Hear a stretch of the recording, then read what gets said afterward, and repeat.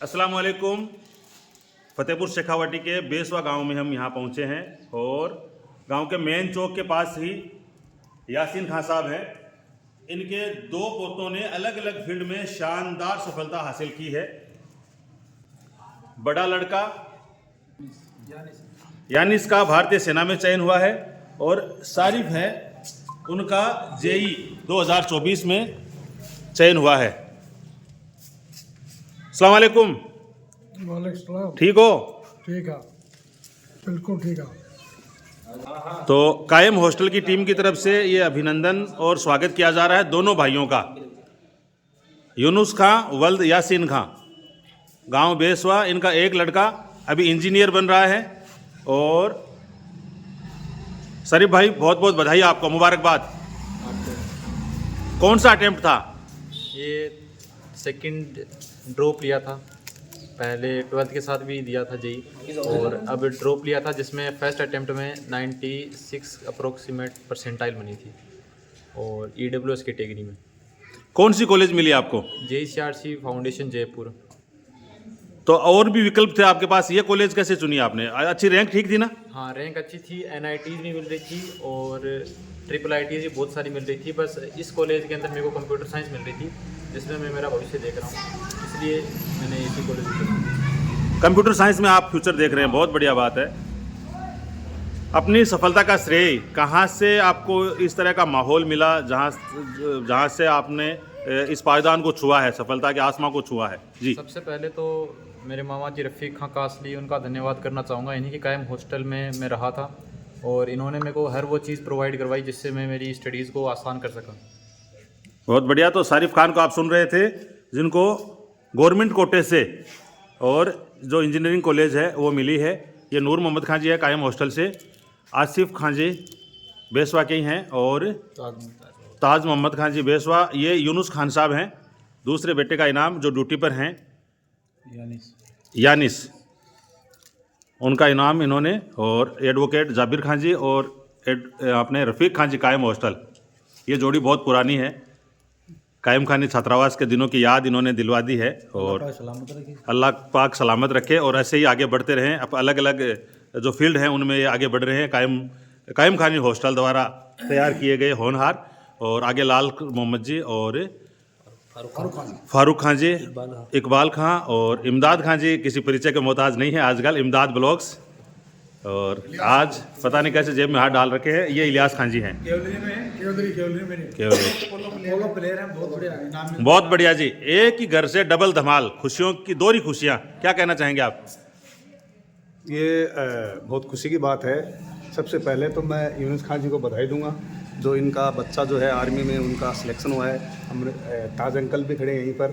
इनके बच्चों ने बहुत मेहनत की है और पढ़ाई के हिसाब से उन्होंने अपनी लेवल जो भी है चुनी है।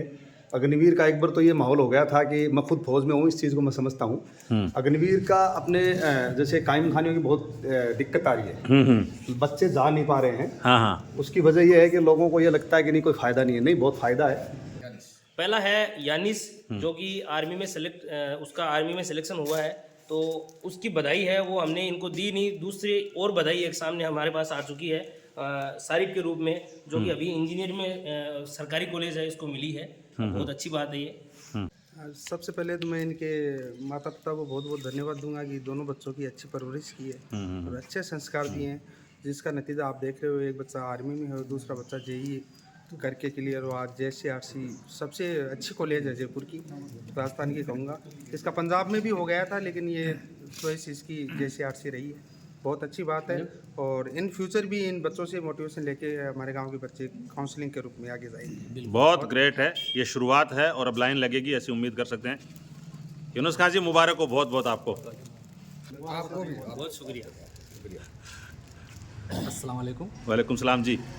सबसे बड़ी बात है कि जो आज के समय में जो अपने बच्चे हैं, विशेष रूप से मैं उन बच्चों के बारे में कहना चाहता हूँ कि एजुकेशन का स्तर जो होना चाहिए वो एजुकेशन का स्तर नहीं है। और ये विशेष रूप से जो अपनी ये कम्युनिटी है, इस कम्युनिटी में भी बहुत विशेष ये स्थिति है। और एक परिवार से अगर ये 2 बच्चे निकले तो कम से कम हमारे ये मोटिवेशन के लिए होने चाहिए कि आज ये स्थिति है तो हमें भी उस चीज़ में जाना चाहिए।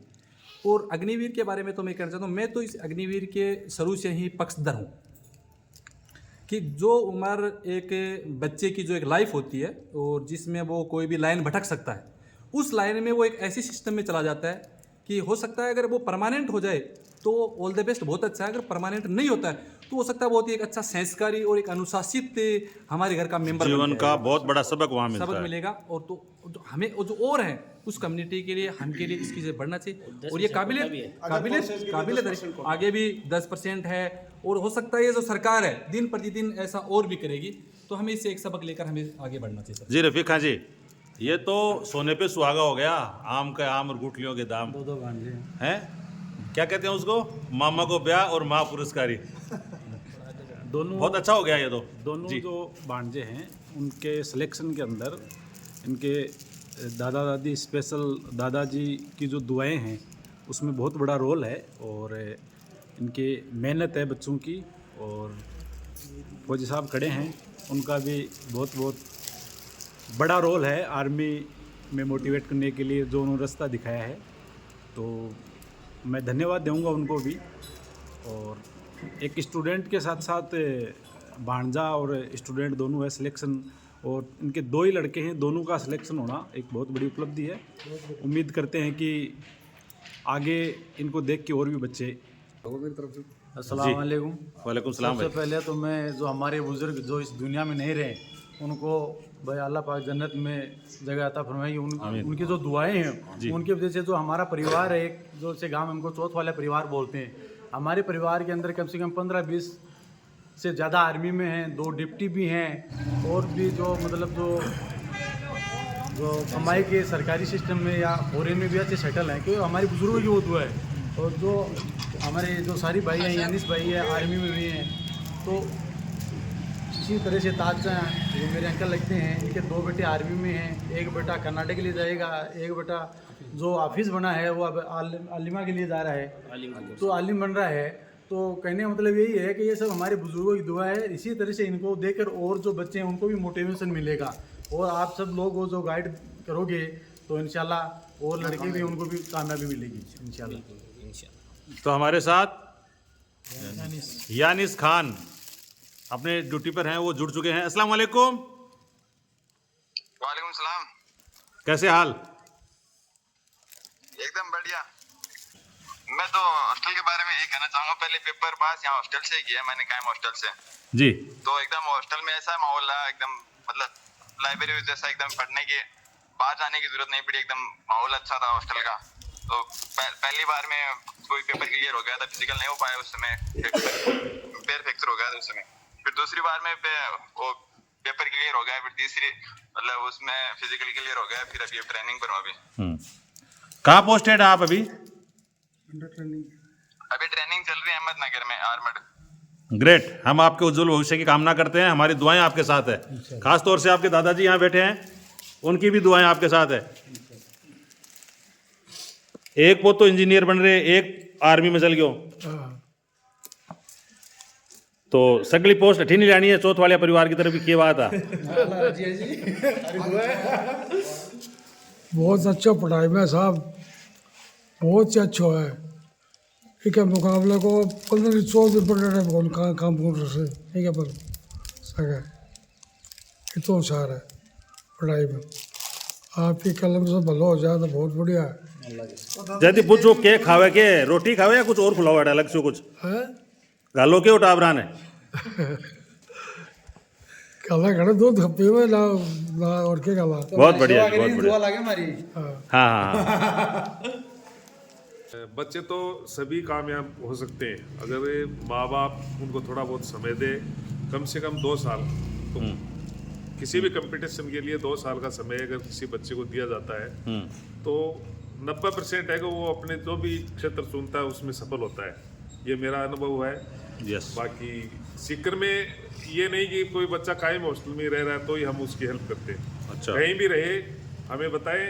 अगर इस साल अगर 12th पास करी है कोई भी बच्चा, तो वो कौन से फील्ड में जाना चाहता है, हमसे अगर बात गार्जियन करते हैं तो हम उनको राय देंगे, और हम विश्वास के साथ कहते हैं कि वो अगर बच्चा हमारे टच में रहेगा हम ये कहने के लिए ये नहीं कह रहा कि वो कायम हॉस्टल में रहे, सीकर में कहीं भी रहे, हम उसके टच में रहेंगे और वो लड़का ज़रूर कामयाब होगा। तो कायम हॉस्टल में रहना जरूरी नहीं है, अपने इरादे पे, अपने संकल्प पे और अपने टारगेट पे कायम रहना जरूरी है। यानी चौथ वाला परिवार गांव में इस लेवल पे कि पूरे गांव के अंदर हमारे परिवार में 2 डिप्टी हैं, दोनों चौथ वाले परिवार के। बेशवा पूरे गांव में 3 वकील है, जिसमें से 2 चौथ वाले परिवार का। बेशवा के अंदर 3 प्रिंसिपल है, जिसमें से 1 चौथ वाले परिवार का है। आर्मी में 4 अगर बच्चे लगे तो उसमें से 2 पूरे गांव के, 2 चौथ वाले परिवार के लगेंगे। हर साल किसी भी साल पे एवरेज निकालो, किसी के साल तो आप तालियां बजा सकते हो चौथ वाले परिवार के साथ। यानी आउट ऑफ इंडिया अगर प्लेयर बेसवा गांव में पूरा अगर है तो 1 चौथ वाले परिवार का है हमारा बच्चा मोहम्मद इलियास। परिवार की अगर कोई बात करे तो हर चीज के, हर लेवल के अंदर चौथ वाले परिवार इतना एडवांस है। अल्हम्दुलिल्लाह, अल्लाह का बहुत बड़ा करम है और बुजुर्गों की दुआ है। और किसी भी चीज की आप मतलब बाहर की लेवल की ले लो, कहीं की भी ले लो, हम अपने सिस्टम से इंशाल्लाह हमारा परिवार बहुत अच्छा परिवार है। मेहनत करो, फल मिलेगा, आज नहीं तो कल मिलेगा। डॉक्टरों की अगर बात भी करें, आप डॉक्टरों की बात भी करेंगे, अगर बेसवा गांव के अंदर अगर 10 डॉक्टर हैं तो उसमें से 4 चौथ वाले परिवार के मिलेंगे आपको। हमारा परिवार ग्रेट। आलिम भी अब तो दिन में भी। दूसरी बात, बेसवा गांव के अंदर कायम खाने में अगर एक पुराने हाफिज है तो मेरा लड़का चौथ वाले परिवार का आलिम बन रहा है। अभी पूरे गांव के अंदर कायम खाने में एक ही पुराने हाफिज है, तो हमारा चौथ वाले परिवार का बच्चा, इनका भाई है, हमारा बच्चा है, वो आलिम बन रहा है अभी। हाँ, अल्हम्दुलिल्लाह, हमारे बुजुर्गों की दुआ है।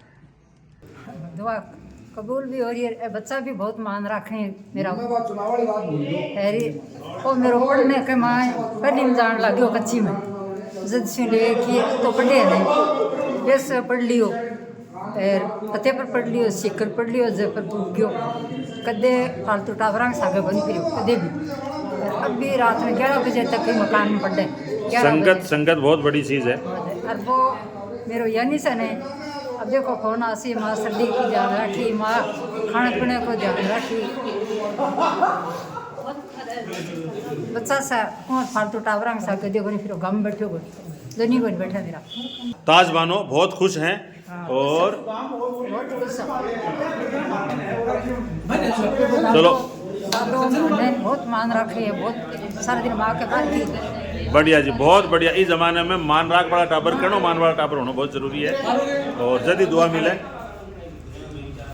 तो ये है नसरीन बानो, जिनके एक बच्चा अभी इंजीनियर बन रहा है जयपुर, कौन सी कॉलेज है? JECRC से, और एक आर्मी में चला गया है। तो हर गार्जियन ये चाहता है कि उनके बच्चे हैं वो कामयाब हो।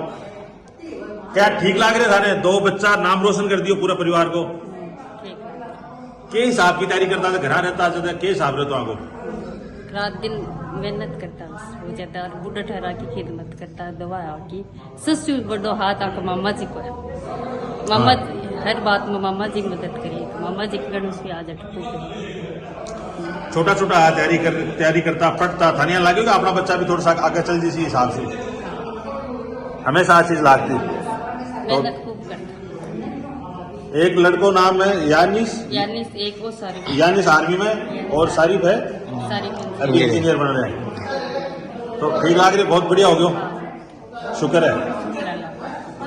चलो चलो चलो, बहुत बहुत धन्यवाद, शुक्रिया, जज़ाकल्लाह, मुबारकबाद बहुत बहुत आपको। बेसवा गांव के होनहार सितारों की रिपोर्ट आपको कैसी लगी हमें कमेंट बॉक्स में ज़रूर बताएं।